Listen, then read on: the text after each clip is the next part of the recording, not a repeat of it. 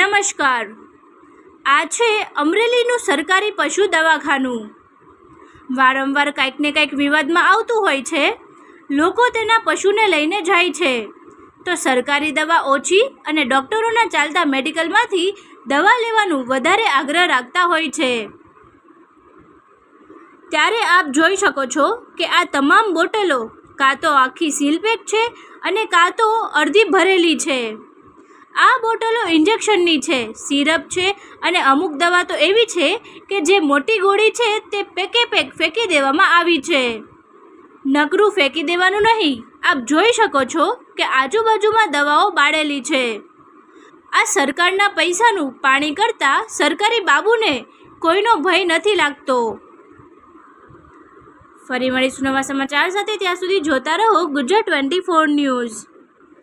અમારી ચેનલને like, share, subscribe કરી સહકાર આપવા વિનંતી।